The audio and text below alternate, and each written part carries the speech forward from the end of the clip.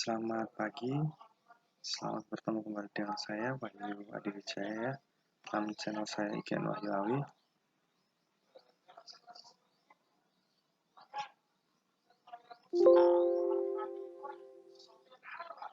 Nah, pada pagi hari ini kita akan belajar bersama-sama tentang manajemen risiko. Nah, dalam suatu pekerjaan, baik kita bekerja maupun sebagai pemilik perusahaan, pasti ada yang namanya risiko. Nah, atau biasa kita sebut sebagai risk in the working, di mana ada risiko di setiap pekerjaan. Apakah ada pekerjaan yang tanpa risiko? Tidak ada. Semua pekerjaan pasti ada, baik dalam biro jasa atau suatu yang bergerak dalam bidang jasa maupun yang bergerak di bidang manufaktur atau produk. Lalu apa sih itu resiko? Nah, resiko itu adalah sebuah ketidakpastian atau biasa kita sebagai sebuah konsep yang dimana dia itu tidak memiliki kestabilan dalam hal, bisa dibilang apa ya, satu peristiwa yang tidak pasti yang dapat menyebabkan sebuah kerugian bagi pemilik perusahaan itu sendiri atau bagi suatu perusahaan dalam satu lingkup ataupun bagi seseorang, mungkin bagi pekerjanya ataupun bagi pemiliknya, ataupun bisa juga orang-orang yang terkait dalam bidang tersebut. Nah, menurut Arthur William, resiko itu ketidakpastian atas terjadinya suatu peristiwa. Nah, resiko itu memiliki bentuk ya. Nah, ada dua bentuk resiko. Yang pertama adalah secara objektif dan yang kedua adalah secara subjektif, di mana resiko secara objektif diartikan sebagai variasi yang relatif dalam kerugian yang aktual dari perkiraan kerugian. Sedangkan resiko subjektif diartikan sebagai ketidakpastian berdasarkan pada kondisi mental seseorang atau pernyataan pikiran. Nah, bahaya dan risiko. Bahaya diartikan sebagai penyebab dari kerugian atau kehilangan, sedangkan risiko adalah kondisi yang membuat atau meningkatkan kesempatan akan kerugian atau kehilangan. Risiko sendiri memiliki 4 bentuk utama, yaitu fisik, moral, dan hukum. Nah, keempatnya akan kita bahas, yang dimana yang pertama adalah physical hazard, adalah kondisi yang meningkatkan kesempatan akan kerugian kehilangan. Yang kedua adalah moral hazard, adalah ketidakjujuran atau tabiat yang cacat dalam diri seorang yang meningkatkan frekuensi kerugian atau kehilangan. Nah, yang pertama itu kan kondisi fisik dari seorang yang melakukan kegiatan tersebut, sedangkan yang kedua itu moralitas. Nah, contoh moralitas adalah kalau kalian tidak jujur dalam menangani suatu kegiatan, contohnya kalian menjual produk atau bisa dibilang kalian menjual spare part ya, spare part. Nah, kalian bilangnya itu spare partnya itu ori. Nah, contoh orinya Daihatsu, ternyata kalian jual KW-nya. Nah, orang tahu gitu. Pertama yang dilakukan adalah protes, kedua adalah menyebarkannya, ketiga dia tidak akan ke situ lagi, sehingga akan menurunkan tingkat pembeli pada toko Anda, sehingga akan menjatuhkan omset Anda saat itu juga. Nah, selalu resiko hukum. Legal hazard mengacu pada karakteristik sistem hukum atau peraturan lingkungan yang meningkatkan frekuensi atau kerugian yang makin parah. Yang keempat adalah moral hazard. Nah, ini berbeda ya, moral dan moral. Nah, kalau moral itu pada ketidakjujuran oleh pemegang perusahaan asuransi atau dari stafnya mungkin, atau mungkin dari pemilik usahanya. Nah, sedangkan moral hazard adalah kecerobohan. Jadi ada perbedaan di mana yang satunya itu ketidakjujuran, yang satunya adalah kecerobohan dan ketidakpedulian. Nah, resiko murni itu ada beberapa tipe. Yang pertama biorisk, suatu kondisi yang hanya dapat berakibat merugikan atau tidak terjadi apa-apa dan tidak mungkin menguntungkan. Yang kedua adalah resiko spekulatif, adalah suatu keadaan yang dihadapi perusahaan yang dapat memberikan keuntungan dan juga kerugian. Yang ketiga, resiko fundamental adalah resiko yang mempengaruhi seluruh perekonomian atau sejumlah besar orang atau kelompok dalam perekonomian. Nah, selanjutnya adalah resiko tertentu. Resiko berbeda dengan yang resiko fundamental. Resiko tertentu adalah resiko yang hanya berdampak pada individu dan tidak mempengaruhi seluruh komunitas. Lalu ada resiko perusahaan. Nah, ini menyangkut banyak hal ya. Ini bisa mencakup resiko murni, spekulatif, strategis maupun operasional, akan juga keuangan. Nah, akan kita bahas ya. Yang pertama, yang strategis. Nah, ketidakpastian mengenai tujuan keuangan dan objektif dari sebuah perusahaan.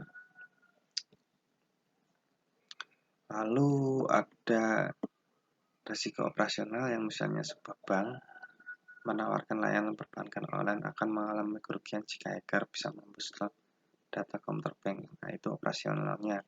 Contohnya di perusahaan Triplek atau Plywood.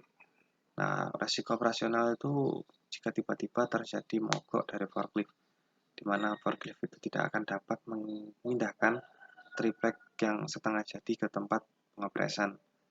Nah, ini akan menimbulkan kerugian baik operasional, lalu akan menimbulkan kinerja dan lain sebagainya. Dan nanti berakhir pada penurunan produksi. Nah, ini akan mempengaruhi keuangan dari perusahaan. Nah, lalu resiko keuangan mengacu pada ketidakpastian kerugian karena perubahan yang merugikan tarif dan nilai uang. Nah, ini biasanya permainan pasar ya, di mana adanya kerugian terhadap nilai tukar suatu barang. Nah, resiko pribadi itu ada 4 ya. Yang pertama, resiko kematian prematur. Kematian ini didefinisikan sebagai kematian kepala keluarga dengan kewajiban keuangan yang tidak dapat terpenuhi. Lalu ada resiko pendapatan tidak cukup selama pensiun. Resiko utama yang terkait dengan usia tua adalah pendapatan tidak cukup selama pensiun.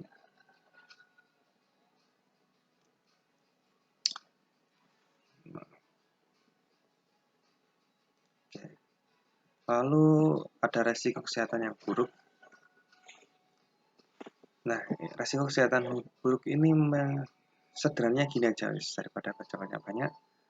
Itu resiko kesehatan kalian, dimana suatu pekerjaan pasti mengalami kesehatan yang buruk. Walaupun tidak sering, tapi pasti akan terjadi. Nah, untuk menanggulangi hal ini, saya sarankan untuk menggunakan jasa BPJS atau jam kesehatan dan sebagainya, yang dimana nanti jika terjadi suatu kecelakaan kerja, baik itu bawaan kita maupun kita sendiri, nanti itu akan bisa dibilang ada yang menanggungnya. Nah, jadi kita akan bisa langsung diobati, tidak menunggu uang masuk dulu. Nah, sehingga kita akan bisa kembali bekerja lebih cepat. Lalu resiko pengangguran di mana ancaman utama bagi keamanan finansial. Nah, pengangguran dapat diakibatkan karena perubahan siklus bisnis, perubahan teknologi, dan struktural dalam perekonomian. Nah, tipe-tipe resiko murni. Ada beberapa tipe resiko murni.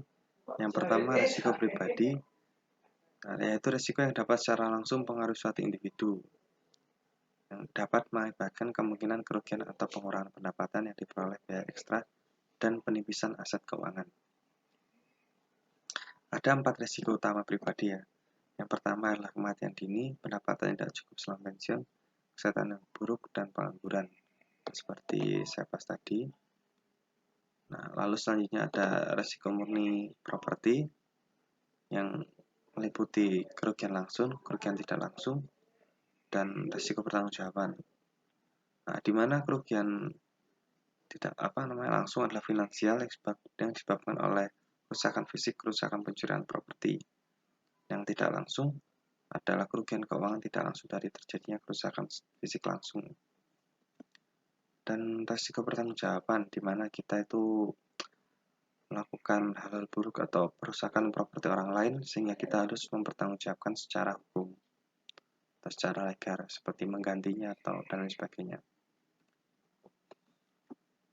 Nah, beban risiko bagi masyarakat itu bisa berakibat secara sosial dan ekonomi. Nah, ada 3 beban yang menurut saya paling krusial, di mana besar dana darurat yang harus ditingkatkan, masyarakat kehilangan barang dan jasa, tentu hadirnya rasa khawatir dan takut. Lalu ada metode menghadapi risiko ya. Ada beberapa metode.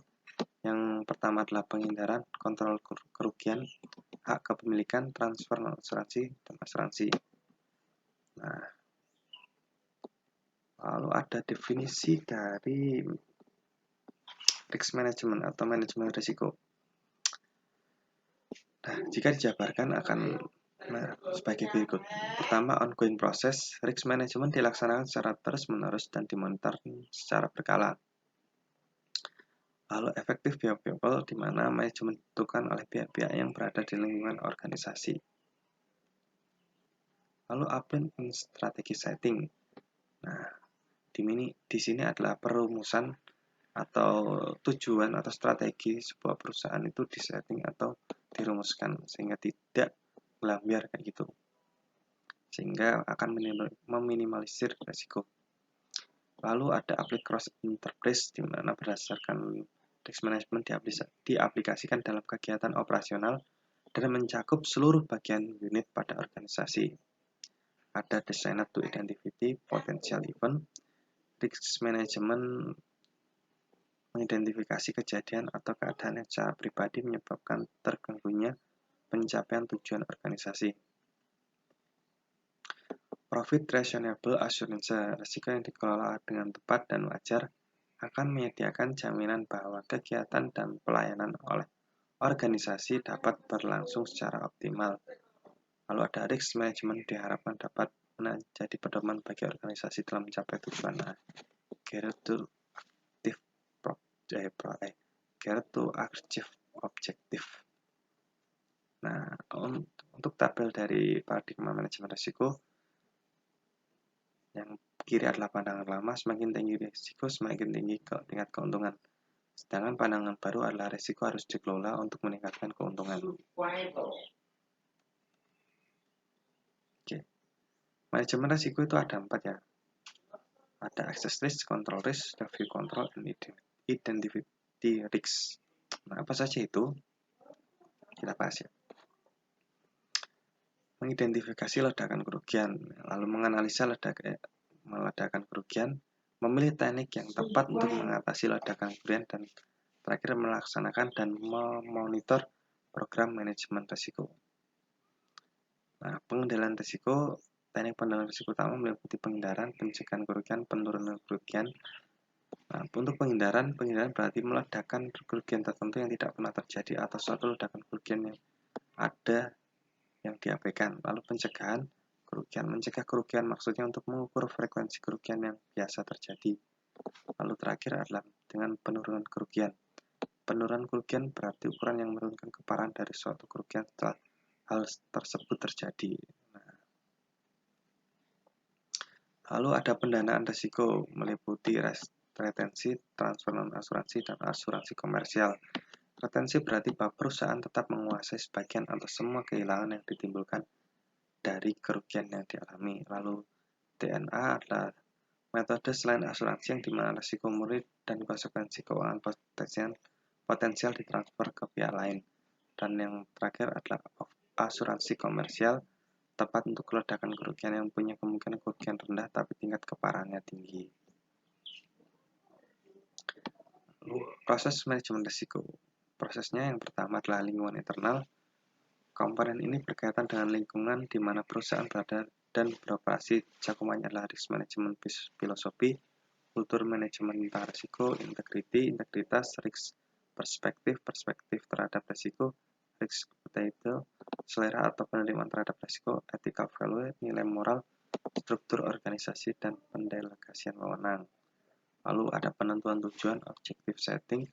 Manajemen harus menetapkan objektif tujuan dari organisasi agar dapat mengidentifikasi, mengakses, dan mengelola risiko objektif dan dapat diklasifikasi menjadi strategi objektif dan aktif objektif. Nah, lalu ada identifikasi risiko, yaitu mengidentifikasi kejadian-kejadian potensial baik terjadi di lingkungan internal maupun eksternal organisasi. Lalu ada penilaian risiko. Setelah diidentifikasi, risiko yang kita identifikasi tadi kita nilai sejauh mana dampak risiko tersebut mengganggu tujuan kita. Lalu ada sikap atas risiko. Nah, setelah kita nilai, sikap kita terhadap risiko itu bagaimana? Yaitu apakah dihentikan aktivitasnya, atau mengambil langkah yang mengurangi risiko, atau mengalihkan atau menanggung bersama risiko, atau menerima risiko yang terjadi. Kita terima, pasrah kayak gitu. Nah, setelah itu kita kendalikan, yaitu integritas nilai, kompetensi, kebijakan, praktik SDM, budaya organisasi, filosofi kepemilikan, struktur organisasi, menang tanggung jawab. Nah, setelah dikendalikan, lalu informasi dan komunikasi. Fokus dari ini adalah menyampaikan informasi yang relevan pada pihak terkait melalui media komunikasi. Monitoring. Nah, monitoring dapat dilaksanakan baik secara terus-menerus, ongoing maupun terpisah.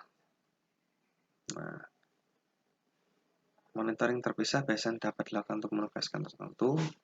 Lalu pada proses monitoring perlu dicermati secara adanya kendala seperti reporting devices, pelaporan yang tidak lengkap, dan sebagainya. Lalu manfaat apa sih dari sebuah manajemen risiko? Sasaran manajemen risiko sebelum kerugian dan pasca kerugian lebih mudah tercapai. Biaya risiko berkurang, yaitu mungkin dapat meningkatkan laba perusahaan. Nah, dikarenakan dampak yang merugikan secara finansial sedangkan kerugian mulai menurun, perusahaan akan dapat memainkan program manajemen risiko dan meningkatkan laba bersih ya, atau bisa meningkatkan omsetnya juga. Lalu masyarakat juga diuntungkan jika kerugian langsung dan langsung menurun. Seperti itu. Nah, terima kasih ya telah kita belajar bersama tentang manajemen risiko. Ya, bisa dibilang risiko itu pasti ada, tapi bisa kita kendalikan.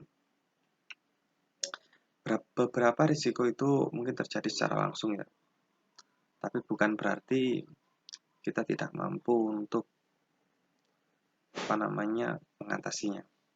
Untuk itu perlu kita belajar tentang bagaimana manajemen risiko. Nah, jika ada yang ditanyakan, silakan komen di bawah ini. Bagi murid-murid saya, silakan kerjakan tugas kecilnya. Terima kasih.